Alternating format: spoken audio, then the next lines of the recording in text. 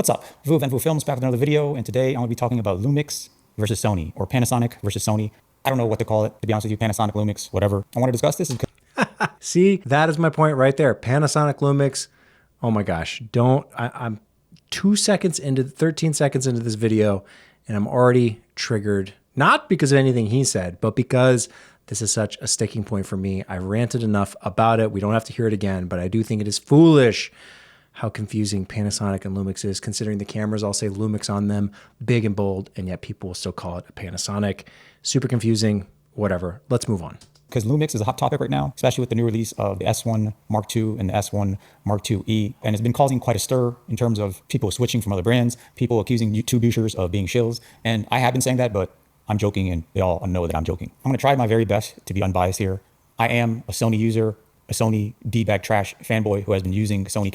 Have people been switching to Lumix for the S1 Mark II outside of anecdotal stories? And yes, the S1 Mark II was very hyped with the announcement. It's still not even out there, so I don't know who's really switching, because what are you switching to? A make-believe fantasy smoke and mirrors camera? It's not out there in people's hands yet, so I don't know who's actually making that decision, other than people just saying, hey, I've got it pre-ordered, hey, I'm thinking about it, making this choice of switching. But I think it's hard to say sales, how accurate any of that is, because it's just random people on the internet saying they're going to do something. We don't have any proof or verification that people could even make this choice if they wanted to, because again, the camera's not even out yet. Cameras since 2014, and who has only dabbled with one other system, which is Fujifilm, for about 3 months, and that's it. So this is coming from that perspective. Depending on who you are, most Lumix fanboys think I'm a piece of trash, because even though I say 95% positive things about Lumix in my videos, that 5% where I'm a little bit negative, all of a sudden it makes me a complete 100% hater. I love this perspective because maybe I'm similarly wired on the opposite side with Lumix, but I say good things about Sony all the time. But because I shoot with Lumix, I like Lumix, I'm a Lumix fanboy, or I'm a sellout, or I'm a shill, or whatever, the haters might say. They're few and far between. Most people get it. I think most people take my perspective with what it is. It's just my perspective, me being honest, saying what I think, which is what's happening here with Vu. He's just saying what he thinks, coming from a background of just being a Sony shooter, which that's no discredit to him. It's just the choice he made. And I wouldn't say that was bad or wrong or he's an idiot. No, if you have valid reasons to shoot Sony, then shoot Sony. Just like if you have valid reasons you prefer Canon or Nikon, do those. I would never tell anyone that they're wrong for making the choice that they're making if they are backed up with a firm justification for why they do what they do. There's a lot of people who buy into the marketing, who buy into the hype, who buy into whatever the pop culture zeitgeist train, whatever direction it's headed. For a while it was Sony, and there were a lot of people picking up Sony cameras just for the autofocus, just for the low light, just for, full frame mirrorless, whatever it is, disregarding some of the features they were sacrificing and not realizing they're missing out on certain functionality. But if you have a reason for shooting the way you do, my preference is Lumix. I have reasons for that. It's not a bias. It's not a brainwashing, drinking the Kool-Aid. No, I actually get functionality of those cameras that I don't get elsewhere. So that's why I shoot that way. But equally so, lots of people say that about Nikon or Canon or Sony or Blackmagic or Olympus or Fuji or whatever it is. Everyone has their preference and their needs. And it is about picking what's going to actually check the most of those boxes possible, because a lot of cameras, for similar as they are quite different too. I am resting Lumix balls on my chin. I'm a 100% Lumix hater, so there's that. And to be quite honest, who I want this video to be geared towards is if you're new and you're just trying to get into video now, if you've been doing video work, content creation, but like on a phone or like an action camera or like a DJI Osmo Pocket 3 or something like that. If you're trying to get into a interchangeable mount system, you have a tough decision between all of these camera brands. And then you also have guys who are currently have a small investment into Sony. Let's say you have like one camera, one lens, and it's not gonna be that big of a deal to you to sell those off to get into Lumix. It's a big decision to make this, because let's be fair, you can always sell it, but no one wants to go through the hurdle of buying something and then selling it, maybe taking a loss, maybe not, depending on if you're lucky or not. But it's just such a mental weight. It's such a big hurdle to make the commitment to buy something that's got interchangeable lenses. Now you're looking at the lenses out there, determining what fits your budget, how you're going to make the most of it, committing to these things, spending hundreds, if not thousands of dollars. and then to turn around and have to sell it all because you feel like you made a mistake, you want to go somewhere else. It is a little daunting, especially if you're coming from a phone or an action camera. But I will say, and maybe Vu is going to say this, I haven't watched all of this video yet. I clicked on it because the title was that OpenGate is overrated. So we're going to get to that in a moment. But just from the beginning, I like the intention here to help inform and educate people. My take on it is that you really can't go wrong. Nikon, Canon, Sony, Lumix, they all have their advantages and disadvantages, but for the most part, almost all of them have pretty big advantages. So I don't think you're going to be regretting something unless you have a very specific need. And in that case, you just got to make sure that that camera brand is going to service that need, whatever it might be. I don't know what it is because it's your need, not mine. If that's what you want to do, this is who I'm targeting. This is who this video is for. If you have been on any system for a long period of time and you have multiple lenses, multiple bodies, you should just stay into that system, because all of these camera brands now, you're talking about like Sony, Nikon, Lumix, and for a lesser extent, Canon, which is always trashed regardless. So if you've been shooting Canon all this time, you might as well just quit your job entirely because you have a lack of judgment. Some humor baked in. Hopefully we can all take that with a joke, a grain of salt, that it is meant to be comedic, and it is quite funny, I think. Now, I think he said it on the right track, which is what I agree with. You know, stick with what you have. Stick with if you're comfortable, if you're happy. Don't feel like the grass is greener, because that's what a lot of this marketing does. Certainly me, if I'm telling you something and it's like, oh man, I don't have that, I want it. Ooh. But if what you have is working and it's servicing your needs, then stick with it. You don't need to buy the latest and greatest, most expensive stuff just because it's new. Buy it if you actually need it. What is the problem that it's going to solve? Every good product is based on that problem and solution. So if you have a problem and along comes a product that solves that problem, then go ahead and buy it. But if you're just looking at something because it's cool or it's new or it's exciting, the video's neat, I saw these people talk about how great it is, does it solve a problem for you, or you just want to buy something just to spend money? That's where you need to break it down and evaluate it for yourself. What is the problem that it solves? How does it help you either be faster, be more affordable, be more creative? I don't know, whatever it is, but how does it help you solve the problems you have? And if it doesn't solve any problems, or you have to like invent problems, then don't buy that product. In cameras, which means you probably have a lack of judgment in everything else in life. I'm just kidding. If you're assuming you're just trying to get into it, or you're just trying to like upgrade your gear or something from, something else, it's a very tough decision with all these different options these days, and as you get better at content creation, videography, and all those things are getting more complicated. For example, this is my current setup right now. I'm a professional videographer. I do videography full time. Okay, so like I do wedding films, I do corporate films, I do random documentary stuff, and of course I'm a YouTube douchebag trash tube doucher that shills camera gear for well below minimum wage. From that perspective, when I first started doing this YouTube stuff, I just kind of just filmed whatever, not a big deal. The only time I really took my filmmaking seriously was when I was working for clients, and my YouTube was just, hey, let me just create content, and it is what it is. And to be honest, that's probably the best way to do things. But then of course, as I started getting more into it, I started making things more complicated. So right now I'm outside here in my kitchen with a lot of reverb. So I gotta make sure I have this microphone right here to isolate my voice better. It's a directional shotgun mic. It records everything via 32-bit float. So if okay, we're going off at a tangent here. Yeah, it's kind of funny the amount that YouTube has taken over the videography space purely for making more YouTube content. It's this self-fulfilling prophecy, this reinforcing cycle, this snake eating its own tail situation, where I think actually the reason that autofocus is so popular and hyped and why Sony sold so many cameras is just because people filming themselves, just like this, right? If you have a camera at any distance away from you, keeping it in focus, the more you're moving around, having good, reliable autofocus is essential. And Sony killed it. And they've sold a bunch of cameras. But I think a lot of that is driven by YouTubers talking about cameras and how great the autofocus is, because they are the ones needing it for their own content, not necessarily because they can't manually focus on something else. Manual focus is not actually that difficult, and why for the longest time it wasn't a deal breaker for me, because if I'm filming other things, I'm the one holding the camera. I can manually focus on whatever it is. The moment I point the camera at myself, making YouTube content, that's when I need the autofocus. And yes, it is a luxury. It is a benefit. I do use it now that I have good, reliable phase detect autofocus on these Lumix cameras for other work, right? Filming other people. But for the longest time, it was the YouTube cycle building that momentum, that hype over and over and over again, release after release after release of like autofocus, autofocus, autofocus, and it being the differentiating factor between Sony and Canon, or Sony and Nikon, or Sony and Lumix. Now, more or less, they've all kind of caught up and they've all kind of bridge that gap between all of them. But there was a long time where that was the main feature. And I think personally, that was driven a lot just by YouTube culture, which is, again, the funny thing of like seeing the ridiculous nature that some of these YouTube videos are produced, the equipment that goes into it. I'm certainly guilty myself, right? Spending so much money on equipment just to make YouTube videos. A little bit irony there, I guess. I don't know what it is, but it's the cycle that never ends. It just continues to perpetuate itself because equipment becomes a little bit cheaper over time. It's more affordable. It's more accessible. More people get it. So it pushes the quality level to that up a little bit. It raises the bar.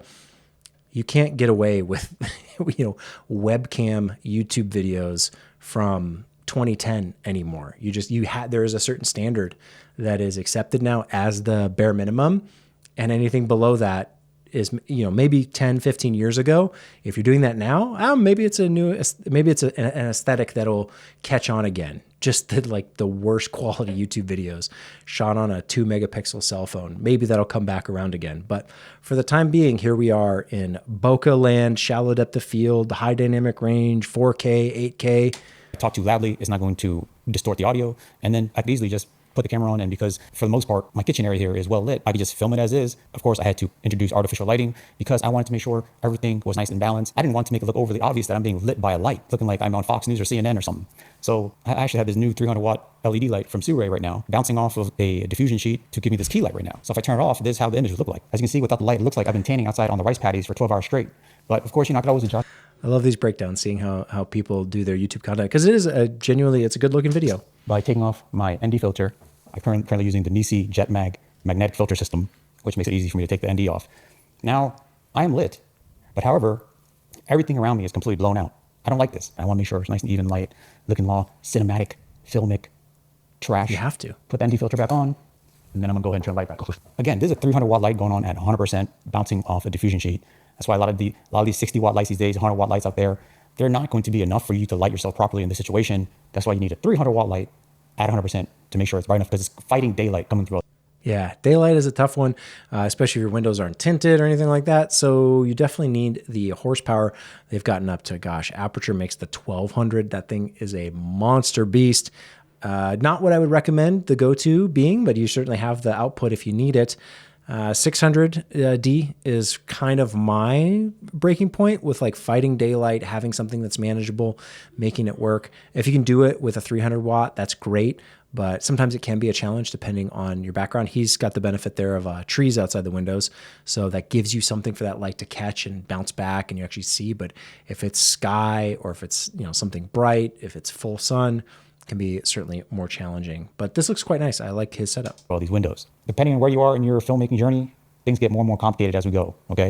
I could easily crank shutter, but I'm using NDs and all that stuff. On a standpoint of Lumix, right now, if I was getting into it, and back in 2014, when I first got into it, I looked at Sony. Sony was offering 1080 60p. It was a lot cheaper than Canon, which was the most popular thing at the time. So naturally, with my personality, I don't like doing... Canon was so expensive. I don't know how many people recall or remember those DSLR days, but to get anything useful from Canon, you had to upgrade to the C line, the cinema line, the C300, 500, 100, 700, all the C cameras. Now they've got like the R5C, they've got the C70, the C80.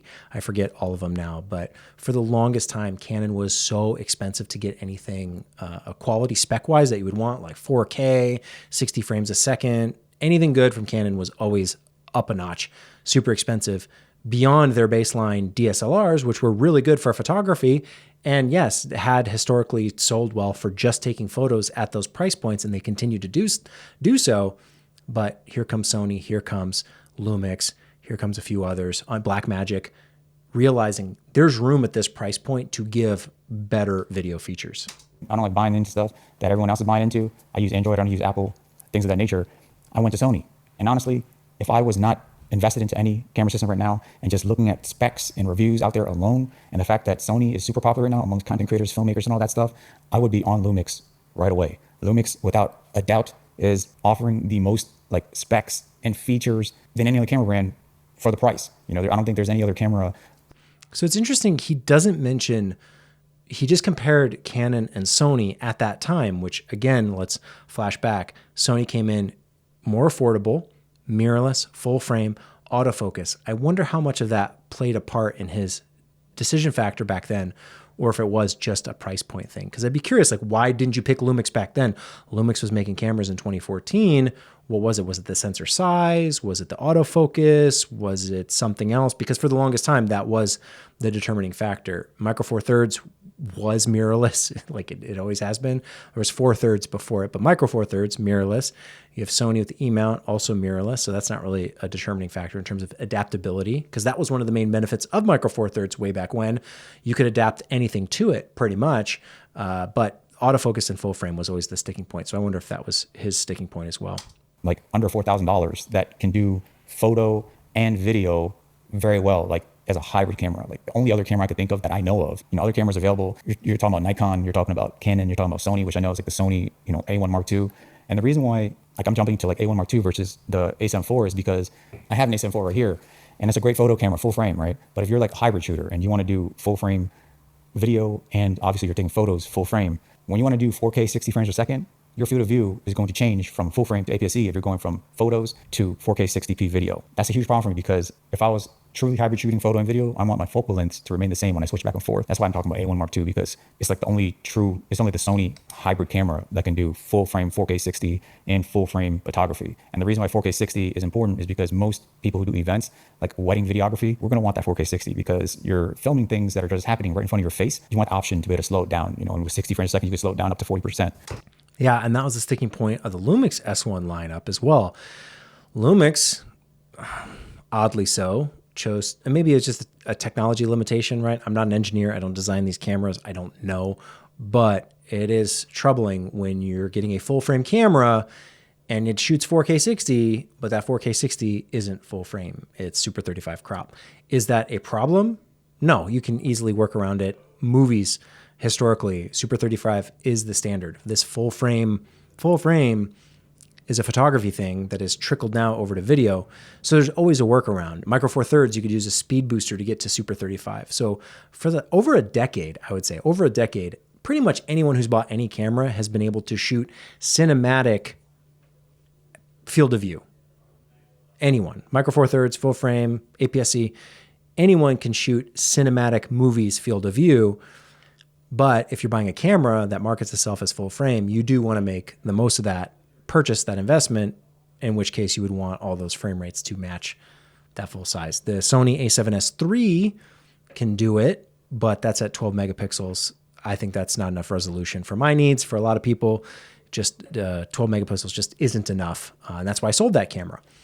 But you do have to, there's always sacrifices, always compromises, always trade-offs, until now with the S1 Mark II, which by all accounts looks to be a nearly perfect camera. But maybe that's only just right now. Maybe in the future, new stuff's going to come out from Sony, from Canon, from Nikon. Nikon's doing a great job pushing things with their Z6 Mark III, the Z8. These cameras are really, really good, and certainly within reach price point wise. So any company can release a new thing, in a month, 2 months, 3 months down the road. We might have a totally new landscape of new stuff to evaluate.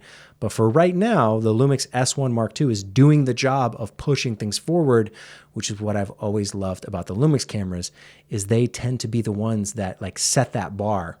And yeah, other companies come along and they'll do their tricks. They'll pull out 8K, or they'll do something. But so much of what we have now as hybrid shooters is only possible because of the Lumix cameras giving us things like 4K first, giving us things like 10-bit 422 first, giving us 4K 60 first. These were unheard of, out of reach, super expensive specs. And it wasn't until Lumix came along and put it in a GH4, a GH5, that it became like the new standard. And yeah, there's always reasons to go with other brands, other companies, but I'm glad that they're maintaining that trajectory, giving us things like OpenGate 60 on a full frame camera.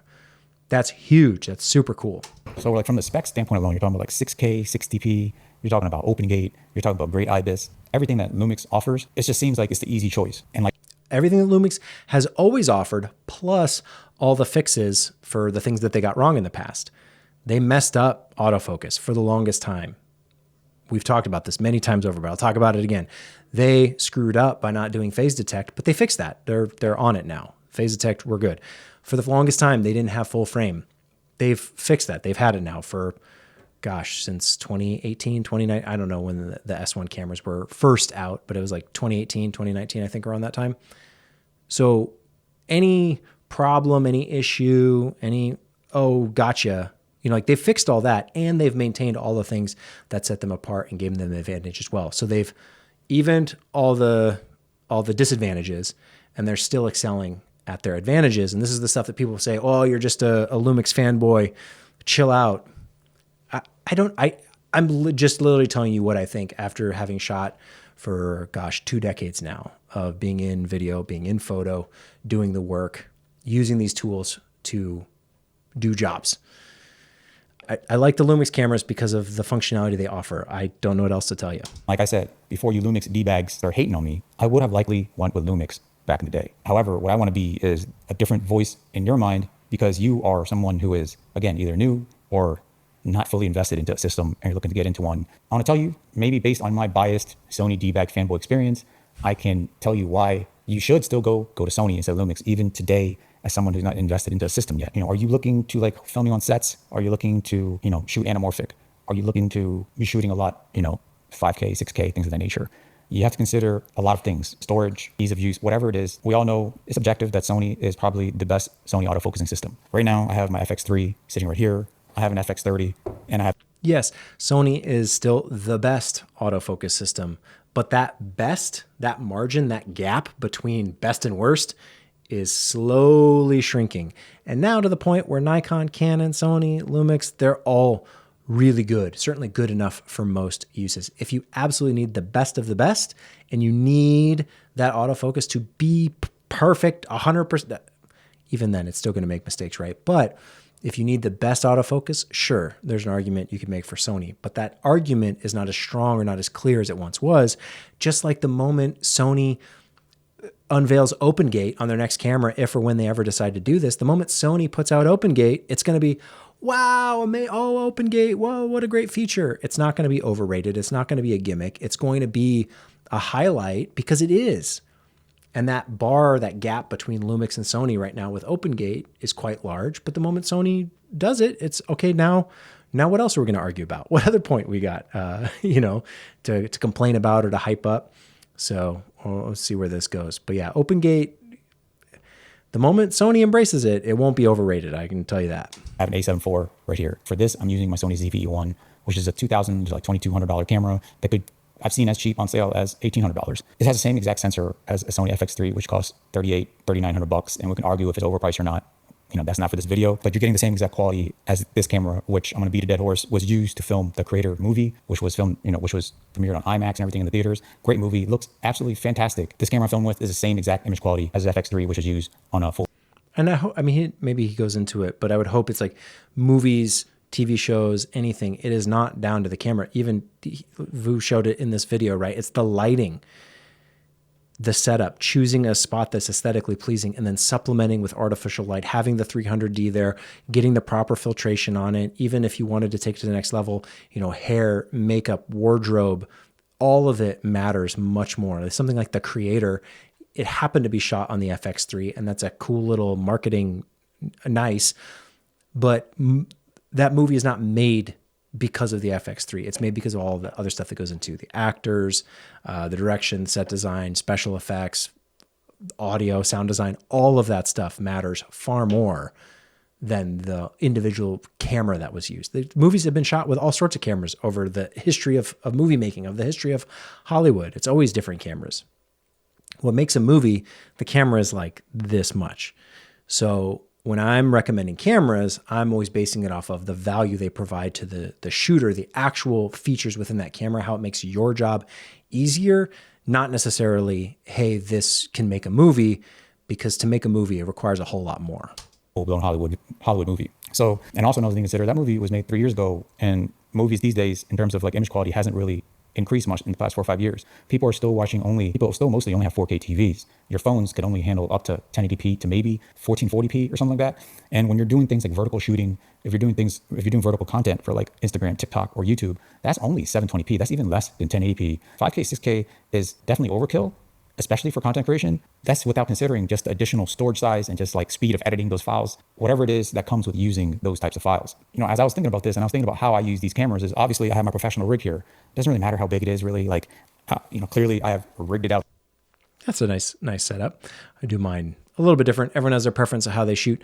So this is an interesting point because it's frustrating when you talk about resolution. So back in the day, and these videos still exist on my channel, you can go watch them if you're really curious about digging up dinosaur bones and dusting off some fossils. But things like the Canon 5D Mark II, the 5D Mark III, the 5D Mark IV were 1080p cameras, but 1080p doesn't mean 1080p. It is a resolution, it's a container, it's 1920 by 1080, but that doesn't give you any information about the actual resolution, the detail within that frame. It's just pixels. It's almost 2,000 pixels this way and about 1,000 pixels this way. It's just pixels. What's in those pixels is determined by a lot. It's determined by the camera, like the sensor, the processing, the encoding, all the technical behind the scenes stuff that the camera's doing in real time, shrinking, you know, 10s, 20s, 30s of megapixels down to 1080p, which is like 2 megapixels or something like that, right?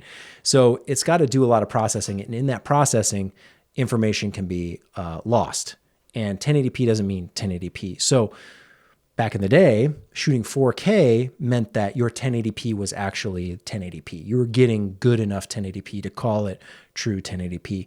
And I think the same is true now. Just because you're shooting 4K doesn't mean it's as good and as optimized as 4K can be. This was my limitation with the A7S III. 12 megapixels is 4K, but it's not the best 4K that you can make. To get better 4K, you want to shoot 5K or 6K. And that is where the resolution argument, like if you're just determining like what you're shooting to what people are consuming, you're always going to get a little bit lost in translation there because there's so much that happens between acquisition and delivery that it's almost always to your advantage to shoot higher resolution than what you're delivering. Not only does it give you cropping and reframing capabilities like he showed, but it's also going to give you that actual resolution advantage because most cameras, when they're shooting 4K, it's not really 4K. It's not as good as 4K can actually be. Out here I have a cage. I have like all these different attachments. I have a V-mount to keep it battery powered. I have a monitor because my eyes, 41-year-old Asian piece of trash. So my eyes are going. I need the monitor. So that's why they set up like this. But I also use my cameras for filming family. You know, we go out to like different events. We go, you know, different places of family vacations. And I always want to film my family, my kids the same way I film my clients. And I'm always using the Sony ZV-E1. Why is that? The size. So when you look at these Panasonic cameras, you're looking at, and again, guys, this is a perspective of like a dad, content creator, videographer. I'm not filming on sets and all that stuff. So shut your ass up before you start saying stupid stuff on the comments. I'm not saying anything in the comments, saying in the video. Again, I clicked on this video because we were talking about OpenGate is overrated and I'm not even there yet. So I apologize for the length, but you know, people, if you like the content, you know, that's what I'm here for. A long video, come along for the ride. If you don't like a long video, I don't know, put it at 2x speed. I don't know, just listen in the background. I don't know, don't watch the video. But everyone has their perspective. It is interesting to see that size is the key thing that he's focused on. Portability, which I'm sure we'll get into here in a second. I saw some of the comments talking about the Lumix S9, so we'll probably compare those to, not to the overrated part for OpenGate, but I'm excited to get there. The A7 IV is probably the closest camera that I have in terms of size to like a Panasonic S1 II, S1 IIe, you know, and even this camera is smaller and lighter than that. Has EVF and all that stuff. And I'm telling you right now, the Sony ZV-1 and even something like the FX30, I have cages and stuff on all my cameras just for protection and when I want to rig it out. But the fact that there's no EVF makes the camera so much smaller, so much easier to pack. And the fact that something like the Sony ZV-E1 is so light, I don't mind taking it everywhere. There's so many guys, including the tube douchers, who has been recommending the S1 Mark II. These guys are always talking about taking their DJI Osmo Pocket 3 around, using their phone instead because, you know, bringing around their camera is so like, you know, so troublesome and so rough and all that stuff, hard to deal with. So they're just using the Osmo Pocket or their phone, you know, using their iPhone and freaking like shooting log, raw and all that stuff because it's smaller, lighter.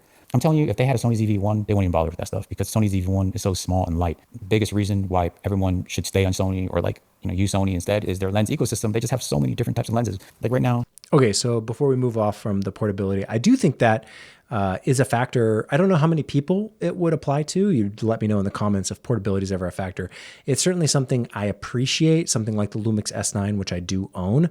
I like how small it is, but I almost never use it in its smallest, most portable configuration. When I'm doing family stuff, because I've got kids, right? We do vacations as well. I'm just bringing my phone because I have it with me anyway, and it does good enough photo and video.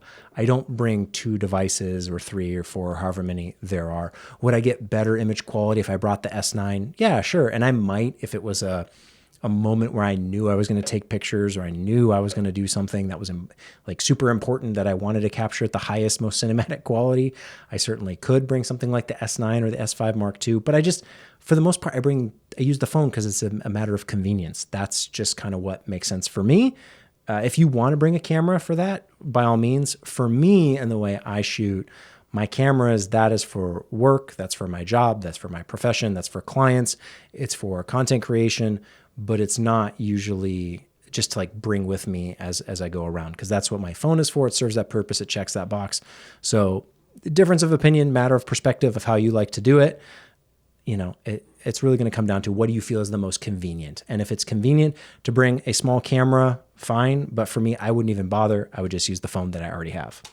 This is like a 35 millimeter 1.8 A7 R4, and the size of this lens is so tiny. This is an FX30, APS-C, and I have APS-C lens right here. This is the Sony G15 f1.4, which is like roughly a 23 millimeter equivalent on a full frame. But like 15 millimeter f1.4, look at the size of this thing. It's tiny. And then if I want something bigger or something like professional use, whatever, I do have the 28 to 70 f2, and only Canon and Sony has anything close to this, where you have a 28 millimeter, you go all the way to 70, and it's a constant f2 aperture, which is very super cool lens. The E-mount has a ton of glass. It's been around forever now. Feels like, not literally. So Sony was the first to embrace that mirrorless full frame, and they've earned their spot, rightfully so. They were smart in making that choice. I've talked about it plenty of times before. Sony made the right moves from a just base marketing technical standpoint. People want full frame, they want mirrorless, and they want good autofocus. So if you just get those things right, you're going to sell a lot of cameras. And Canon was asleep on they were still doing EF with their mirror box mount. Nikon, same thing, still doing the DSLR thing, slow to embrace any type of mirrorless. Lumix was there doing mirrorless with Micro Four Thirds, but they just didn't have the full frame nor the autofocus. 2 of the biggest problems they could have ever had. They just kept around for the longest time intentionally. That was their choice. So we'll see where he goes, but yeah, certainly an advantage to the E-mount that it's just been around for so long. There's been a lot of time for people to make so many cool lenses, and then even advanced lenses to get things like the 28 to 70 f2, which is awesome. That's very, very cool that we live in a time where these type of optics are available. similar to shooting a prime, except you have a zoom instead of just having one focal length. And then if you want even smaller zooms, Sony has a 24 to 50 G lens. And I know Panasonic has just released the 24 to 60 f2.8. And of course, all those Lumix fanboys up there is, holding those things up like this, showing you how nice and light it is, as if they're trying to like suck on it. And if you compare that to the 2450G, which has already been released by Sony for a while now, the 2450G, although 10 millimeters less or whatever, it's still lighter, smaller. And, I don't have both of them to be able to compare image quality. But if you look at this specs, the Sony one has more elements, a more rounded aperture according to the specs, with like extra elements and blades and all that stuff in there. So you're looking at a more carefully crafted designed lens versus this 24 to 60, which is larger, heavier. It's just, Sony is just a lot easier to carry around. And you look at this, oh guys, it's not that big. It's all, they're all like small hybrid cameras now. Guys, you don't understand. When you have kids like me, 2 kids, and you're taking them around, and all you want to do is carry around like a small messenger bag, like this wandered messenger bag, or like this Ulanzi messenger bag. So this is whichever mount, whichever lens, portability, weight, size, price, all do matter. Someone was asking what the point of the 24 to 60 2.8 was, because we have the 24 to 70. And like, that's such a radical comparison. Like, the 24 to 70 is way more expensive, way bigger, way heavier. So to have something like the 24 to 60 that's cheaper, lighter weight, more compact, that plays a factor in my mind. It's not the only factor. Sometimes you would want a 24 to 70 just for that.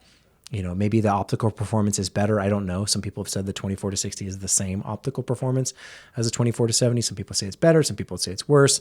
I don't know. I don't have the 24 to 60 to compare it. I don't have the 24 to 70 because I do value the size weight as well. So I've got things like the 28 to 70 f2.8 Sigma. That's a small, compact, contemporary lens. I think that certainly plays a point beyond whether you want to do it for family, vacation, travel type stuff, even for professional work. the size, the weight, the affordability, all of it matters. So having more options is always good. I'm glad the 24 to 60 is coming out and will be released soon.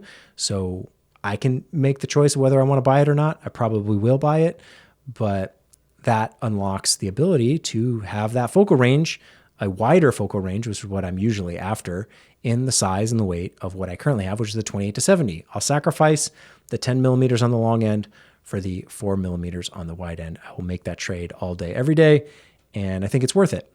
Bag or just small backpacks, and you just want to be able to like put in a lot of gear, but not only gear, but you have like other stuff too. Like when my kids were younger, you know, I have diapers, I have snacks, I have like a bunch of other stuff in my backpack. I think you get heavy really quick. Like I don't care, you know, how in shape you are or whatever. Over a period of time, it's going to weigh down on you. And if you got to carry around these cameras, it's going to be very cumbersome. And that's what happens when you go on vacation. All of a sudden you bring your camera and everything. When you actually go out, you're like, you know what? I'm not taking this camera. It's too much. I'm just leaving it home. When you have a camera that is not only light, small, but at the same time have the same capabilities as a cinema camera, you're going to want to take that every time. And I'm telling you, every time I've used like my phone or something instead of my camera, one time I brought my ZV-1, forgot an SD card, and I had to use my phone. We went to like this petting zoo. I was completely regretting it. You know, because I wish I would have had my camera here. I think that's just a matter of perspective and what you're after, those videos, those moments, what you're after. It's certainly not a feeling I've ever had. Like there's plenty of times I could have brought a camera and I just didn't. I shot on my phone. I don't think I've ever regretted it. Cause I'm not looking to make like home movies. Home video is certainly more my speed, and I get that with the iPhone. So I can understand, I can sympathize with somebody who wants the smallest, most cinematic rig that they can take with them everywhere, but it's just not a need that I personally have. Better quality, better lens options. You know, you could shoot a lot more intentionally versus just being stuck on this 24 millimeter wide angle where like everything's in focus. You have to get really, really close to have it, you know, any type of depth of field or anything. A lot of times tube users talk about ergonomics, we're talking about feel and all that stuff. Honestly, guys, if you're filming, you're gonna have like a cage on it. That handheld stuff is more like for photographers, right? Then when you're talking about actual situational, like filming stuff, you might have that on gimbal. The ergonomics doesn't matter. But when you're carrying things in your bag, the majority of the time, the weight and all that stuff, it really matters. So not ergonomics is not just about how it feels in hand, but actually like the weight and the size overall to carry it around with a neck strap or something walking around. And, you know, we could sit there and look at the specs, right? 4K, up to 120 frames per second, full frame, 10 to... And that's something I am not that type of person. I'm not the tourist with the neck strap, the camera, like taking those types of pictures. I'm much more the type of person that's like, hey, I got my phone. It's got the 3 lenses on it. I can take the photos I need. I can take the videos I need. And it is a matter of convenience because I put this in my pocket. It doesn't really matter how pocketable your camera body is. If it has a lens attached, it guaranteed is not pocketable anymore. The lens always sticks out. It's going in a bag, and that means, or it's going around your neck, and it means it's more to bring, it's more to carry, it's more to worry about forgetting and charging batteries and memory cards and all that stuff. For me, I just, for the amount of gear that I have, having stuff as small as the S9, having stuff as, you know, expensive or as great as the Blackmagic Ursa, having pretty much my pick of whatever I would want. If it's vacation, if it's travel, if it's not work, it's my phone every time. 42 S-Log 3. And like not log, not fancy raw, nothing. It's just capturing the moment as it's happening, quick, candid. Back in the day, it would have been a camcorder. You know, it would have been just whatever the most economical means is to capture those moments. Because again, it's not paid work. It's not professional. I don't know. I've done that. I've done home videos that are like home movies and I edit them together, get all this. And then I just always wonder, like, why am I doing this? You have H.265, H.264, small file sizes to use. Sony is still the ideal camera for content creation, you know, running around filming, parents out there, you know, trying to film stuff for their kids, just like ease of use. And you know, you're gonna get great quality. And yes, and I should remember, this is for the new person who's coming from their iPhone, from their Osmo, from looking to make a step up. So with that context, recommending this particular camera, I sort of makes sense, but also it's not the reason why I would invest in any kind of camera system. I could certainly make the case for Sony, but this wouldn't be my case, but I should keep that in mind. This is for people who, because I know they'll show up in the comments, they'll tell me, oh, why are you sharing your opinion? This video is not for you. The video is called, for content creation, Open Gate is Overrated. I didn't know we were going to be talking about family vacation. I didn't know what I was signing up for.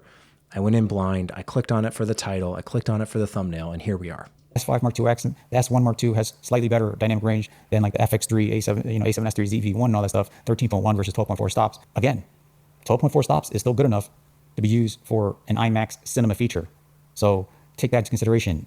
I, for one, don't mind sacrificing a little bit of dynamic range quality, a little bit of video sharpness or whatever for freaking just something smaller and compact that I know I'm going to carry around. Because if you have a big camera with a big lens, what's the point of having that? All those abilities, when you look at it, you don't want to carry it around because it's just big and bulky and you're going to use your phone. So if you're going to get a camera that you know that you're willing to carry, and when you use it, you know you're going to get some of the best image quality, the market has to offer. Sony has like the best options in that regard. And the absolute best one, in my opinion, is the Sony ZV-1. We can sit here and say, okay, well, Panasonic has the S12E, which is like a cheaper version. It's like $2,500, not too far off from the ZV-1. But again, it still has the viewfinder and all that stuff is still a different size. Again, file sizes and 6K, 8K and all that stuff is still not like a format that is used often. The content, if you're making social media content, most of that stuff can be viewed on a phone. So again, the resolution, acquisition is different than delivery. Shoot higher resolution than you deliver. But if you're like new to it all and stuff, it probably doesn't matter anyway. So I could still make the case, yes, like he's not wrong, but also I just think there's maybe a better way to make this point in particular. And my point would be that something like the ZV-E1, gosh, these names are terrible. The Sony ZV-E1 is a great entry point. You can do the family vacation stuff, but it is also going to start you off on a lens mount that you can upgrade all the way through to an FX3, to an FX6, to an FX9, to a Burano. Like that is the value of the E-mount, that you can have something cheap and affordable and an entry point. And as you grow in your career, in your work, in your craft, you can upgrade. And chances are, if you're going to be on a film set or you're going to be shooting with other professionals, chances are they do have Sony equipment, and you having a camera with the E-mount is going to play nice with them having cameras that also have the E-mount. And it's a nice, robust ecosystem, regardless of price point and level of profession. So that is my case for Sony and the E-mount. It's not one that I personally have made. Like I said, I shoot Lumix. But if I was going to recommend someone else buy a camera system and I wanted to recommend Sony, that's how I would state it. Yes, you can do the family, portability, that fun stuff, but you're also investing in something that can grow with you and your skills. At most, a TV that is 4K only. And I know there's abilities to like crop in, there's ability to, a lot of people say if you shoot open gate as well, you get to like reframe for vertical, which to me, open gate, really quick, I did this short the other day to illustrate how open gate is overrated for like social media recropping. Lumix fanboys, open gate D-bags are going to...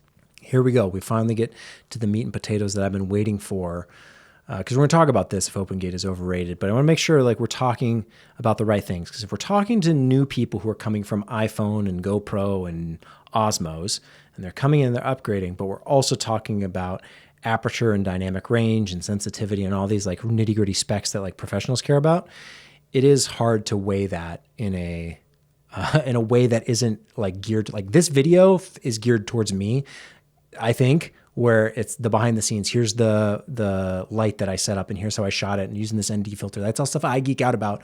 I don't know if you're coming from an iPhone that you're going to even care, understand, or comprehend what that means. But regardless, I don't want to be mincing my words or speaking to the wrong person or whatever. So if it's like, yes, if you're new to the game and you want to invest, Sony, Canon, Nikon, Lumix, like any of them are good choices. But then also here's where we talk about open gate, which I don't even think this applies to someone who's new coming from like an iPhone.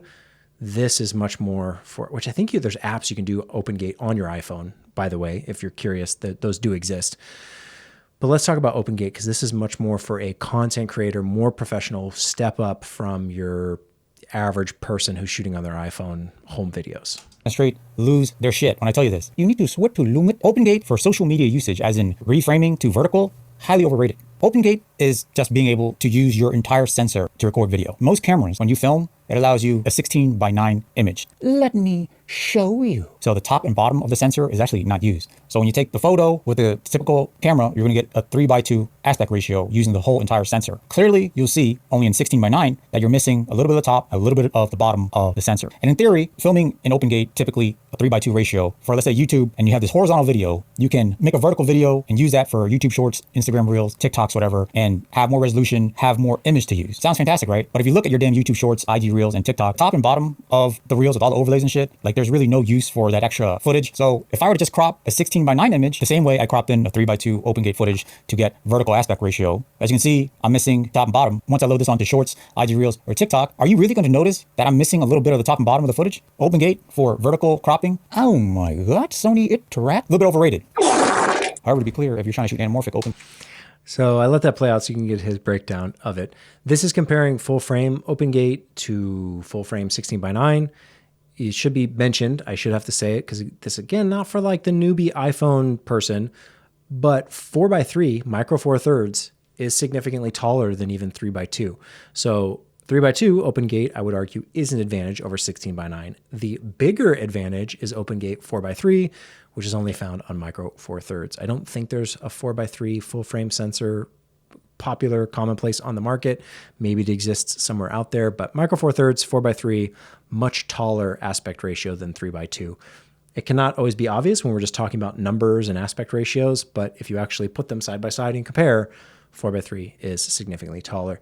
And you could say that always gets covered with information on social media, or it's all pointless, it's all overrated, but there's nothing in my mind that says it's a disadvantage to have more information. Maybe overrated, maybe, but I made a whole video talking about OpenGate and its advantages. So it goes far beyond just cropping vertical and horizontal, but you can't say it's useless, you can't say it's pointless, but you maybe say it's overrated if that's how you're using it. And again, only factoring in 3:2, which, yes, is not as much vertical padding as you'd get with 4:3. OpenGate is great because you get to utilize the whole sensor, which means when you de-stretch the anamorphic, you're going to have more footage overall instead of being like super cropped in. I'm not trying to explain the whole thing, but just know that OpenGate is better if you plan on using anamorphic because you get more overall resolution. If we're talking about hybrid. Sort of. So to break that down, OpenGate is more advantageous to anamorphic because you can use stronger anamorphics, meaning more of that stretch factor. 16:9 anamorphic, you're really going to be limited to 1.33x anamorphics. That's become the popular anamorphic standard because of 16:9. But for OpenGate, 3:2, certainly you'd be looking at something like a 1.5x anamorphic. And with 4:3 anamorphic, you might even be considering something like a 1.7, 1.8x anamorphic. They come in all shapes and sizes. You can even find 2x anamorphics. But that factor, that squeeze factor or de-squeeze factor, however you want to look at it, is going to impact the flare, the bokeh, and just the field of view. So between the vertical and the horizontal field of view, that squeeze factor, 1.33x, really isn't that much in terms of aesthetic. Pushing all the way to like 2x, you get a lot of those characteristics. So along that spectrum, not just resolution or quality, but the actual anamorphic effect will be stronger if you use a greater anamorphic lens, meaning more squeeze, which is really only possible if you're shooting OpenGate or a camera that can support it. I wouldn't recommend a 2x anamorphic on 16:9 footage because it's just going to look ridiculous.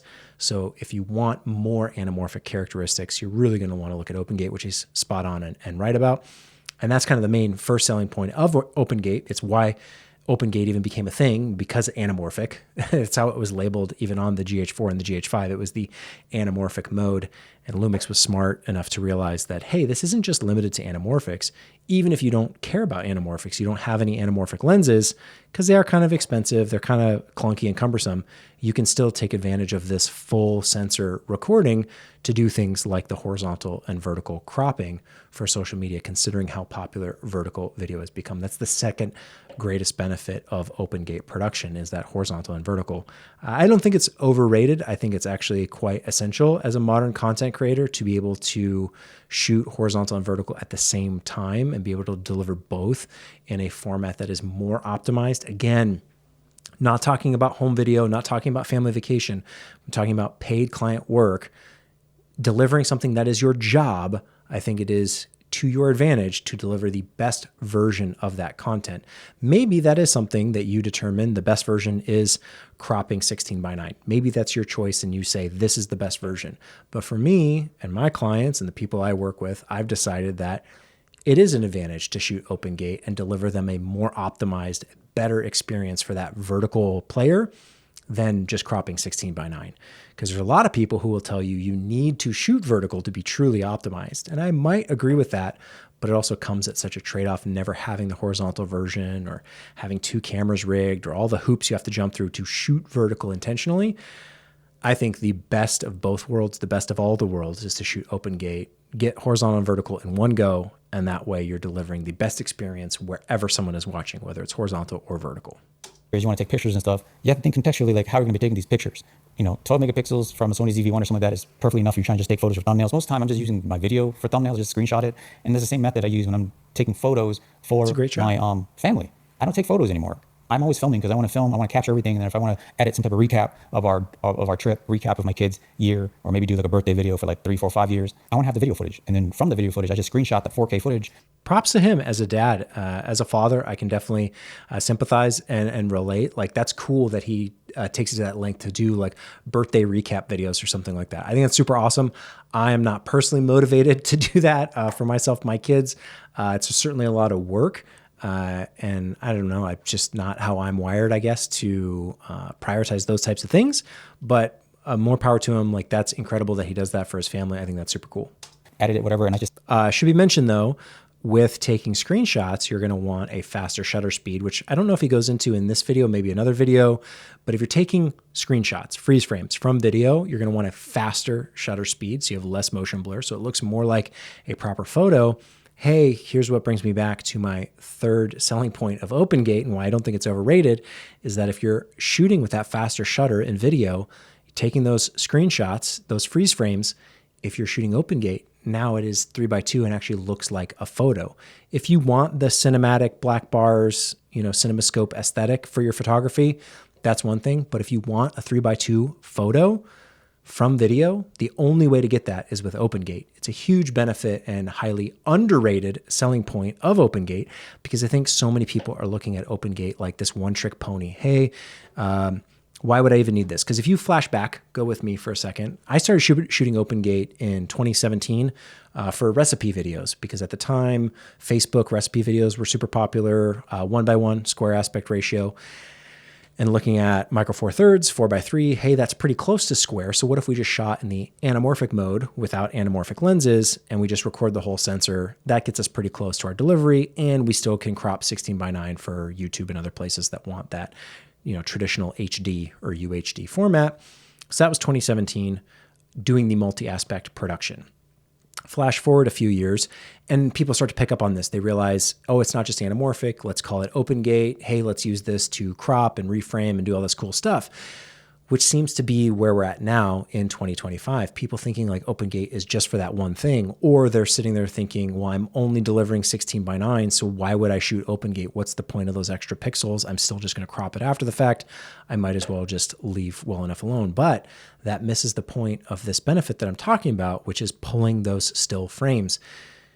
If you shoot with the fast enough shutter, you won't have motion blur, and your screenshots will look like photos, true photos, because they'll be the same aspect ratio as a traditional photo, 3:2. So when you start looking at OpenGate of not only what features does it serve to like fit the different aspect ratios, the different platforms, but also how can you use it to your advantage and do more with it than you ever could with 16:9, that's where I think we start to crack the code a little bit on the value in it not being overrated. If you look at it as just this one trick pony, it's going to do this one thing, vertical video, and hey, it's not even that worth it because 3:2 is not that much taller than 16:9. Yeah, you can dismiss it and say you don't need it and say it's overrated, but that's also not thinking outside the box, the 16:9 box, and looking at the advantage it's going to give you beyond traditional video. Yes, good for cropping, reframing, but also good for other things like taking still screenshots, which is what he's describing right here. And you could actually get true photos from your video if you're shooting OpenGate. Just send it off to my wife so then she could post it on her social media. And if I want to print it, no problem printing 5x7, no problem printing like 10-inch canvases, which I'd have, and gave it to my parents. So there's like so many options you could do with 4K footage in terms of screenshotting them and getting photos out of them. I've actually even done this for clients. I was asked to film and photo a birthday. And this birthday was just so fast paced that I just said, screw photo. I'm a videographer, like first and foremost. I just did all video footage with 4K. And then I just screenshotted them and I sent them screenshots of my video for photo, and the He doesn't mention it. Maybe he's about to, but I would hope that that also meant using a faster shutter speed, a narrower shutter angle. What's the terminology? Less than 180 degrees, 90 degrees, 45 degrees, 30 degrees shutter angle will reduce that motion blur. And same thing, it's equivalent as faster shutter speed. And you'll be able to snag those photos, but they won't be 16:9. They'll be 3:2, and that's what you want. That's why you're making the case for OpenGate right here, Vu, and you don't even realize it. This is the point of OpenGate. It's not overrated. You can actually use it to your advantage to get these photos that you're sending to your clients in proper photography aspect ratios. And any cropping that they want to do, depending on the print, depending on where they're using it, they're getting the full sensor. You're not artificially limiting it to 16:9 before the fact. clients are completely happy with it. So like you have to think about all these things before you fully invest into a system, because yeah, right now Panasonic has like the best video features, right? However, a lot of these video features are like overkill stuff that like only like serious like filmmaker dudes on sets and stuff is truly going to consider. And I know some of the guys are like advertising them for like content creation, yeah, for like them, but for the vast majority of people, okay, 4K is more than enough. And probably what you really want to do is, what you really want to have is just ease of use, ease to set up, because we all know the longer something takes to set up, the harder something is to use, the less likely we're going to. I agree. I agree with this. Speed of setup, efficiency, these are all things that I value and yet would still make a slightly different choice. I think 4K is enough for most people as a delivery format, but for acquisition, I prefer to have a little bit higher resolution, 5K, 6K. And in terms of file storage, space, editing, really is not that much more. Relatively so. I mean, the difference between 1080p and 4K, I think is like 4 times the difference.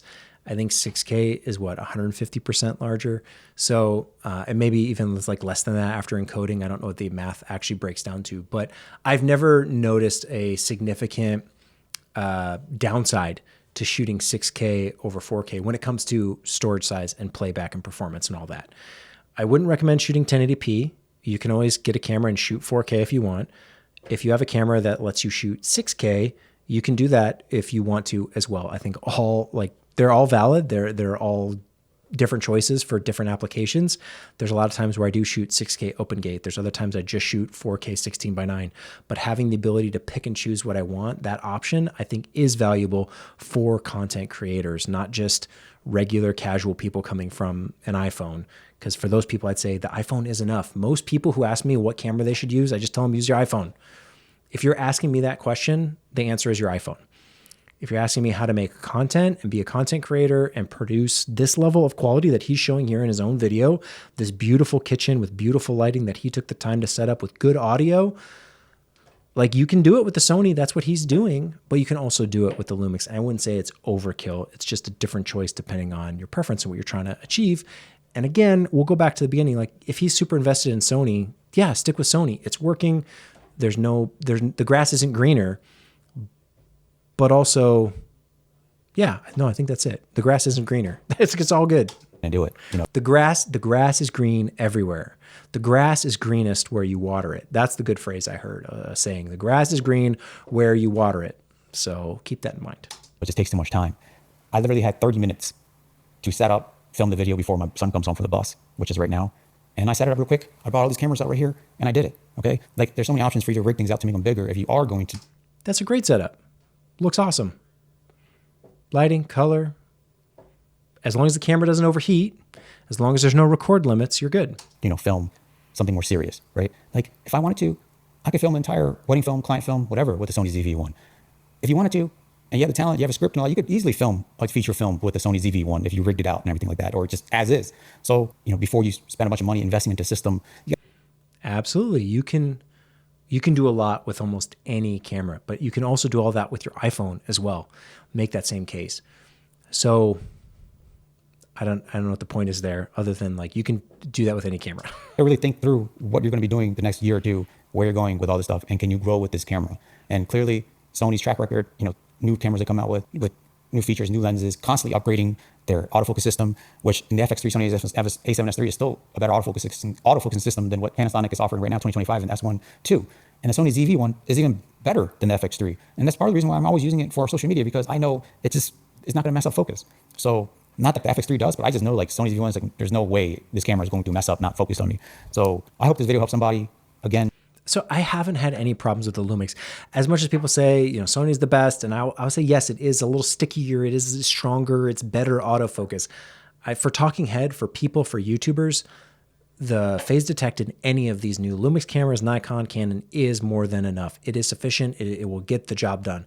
The performance, the ultra performance of some of the new autofocusing systems from Sony and Canon, I would equate to sports, super fast moving subject matter, you know, athletes, that sort of thing. But for talking head YouTubers, for anyone, like the modern phase detect in all these cameras, it like the bar is flat for all of that. There's no like, ooh, you got my head in this camera filmed my face more focused than that camera that was also in focus filmed my face. They're all the same. They all work for YouTubers, and it's just at that next level up that is beyond a lot of people. Whereas athletes, it's high performance, it's super fast, there's stuff crossing frame, you need the AI tracking, all that stuff to work super reliably. For talking head, they're all going to do a really good job. and not hating, not trying to be like, you know, all camera brands are good these days, guys. I'm just trying to make a case for Sony still in 2025. I hope it helped. And until next time, lighten up. Hey man, what landed that? I'm working on a review for this 7 Artisans 24mm f. So I think it is good. I don't know though that we need to like justify Sony's place in the market. They're doing a great job on their own. They've eaten up a lot of people's attention and money over the years, rightfully so, rightfully so. The Lumix S1 Mark II has nothing to do with the ZV-E1, I guess is my takeaway from this video. The ZV-E1 I would compare to the Lumix S9, which Avu doesn't mention in this video. The S9, super pocketable. You can do 6K open gate. You can take photos. You can do video. You can do all that stuff. The ZV-E1 I know is super popular. The resolution may or may not be a disadvantage for you. Me personally, just 12 megapixels is already a deal breaker. The FX3, the A7S III, like I've used them. They're fine. They do work and they get the job done, but just barely. And I do more than that. I do photography where I need more megapixels than 12. I do want to shoot more than 4K often. I do want to shoot open gate. I do want to use things like shutter angle. I want some of the buttons that Lumix has. Like I've made the case for a Lumix a million times over. This video shows me the ZV-E1 is a good camera, like almost all the cameras nowadays are, which is the point that he says in the video. So I guess if that reinforces what you currently have, then great, stick with it. For me, OpenGate is not overrated though. So if you're going to say OpenGate is overrated, and you're going to put that in the title, you're going to put that in the thumbnail, I'm going to show up because OpenGate is not overrated. You just have to know how to use it and how to get the most out of it. And I feel like I'm just now getting there, but even then there's still so much room to explore. Things like the GH5 probably took me 7 or 8 years to feel like, okay, I fully understand this camera and I'm able to actually get the most out of it compared to where I started and what I thought was, this is the best way to use it. Okay, here's how to get the best results. You know, 7 or 8 years with that camera going, okay, now I've got it.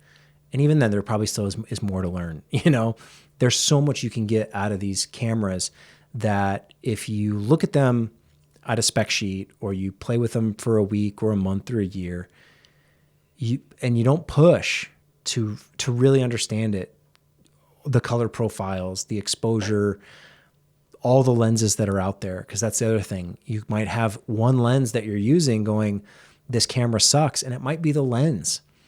Maybe it's you're not monitoring properly, not having an external monitor. You know, Vu mentions needing an external monitor because his eyesight or whatever, kind of joking, but it's true. An external monitor helps so much.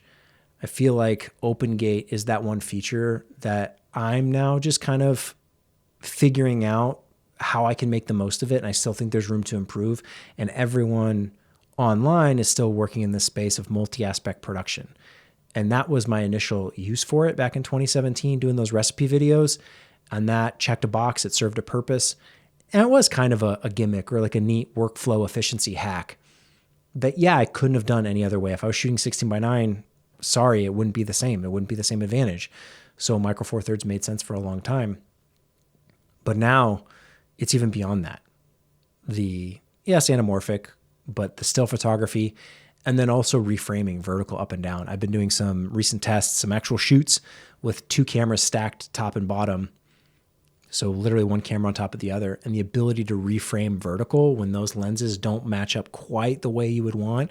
Because if the cameras are fixed, the lenses are fixed, I'm not building a rig that's like super tilty and wonky. It's kind of just point and shoot, but with 2 cameras, that vertical offset with open gate is a huge lifesaver. And you can almost, that reframing that people talk about with having the resolution, so 6K or 8K for, zooming and reframing, open gate gives you that reframing advantage without any zooming, without any scaling. You're not losing any resolution. You're just shifting what resolution you're seeing. So that's really cool. As a post-production, almost tilt shift lens, shifting the frame to get the composition that you want. That's super cool. And I'm just starting to scratch the surface on that like now. It makes me excited for the future and what things are to come, but it's certainly not overrated. But I do appreciate the video. I think I subscribed. I liked the video. Good job. This is not a like hate watch or anything like that. It was just I got to click on that title.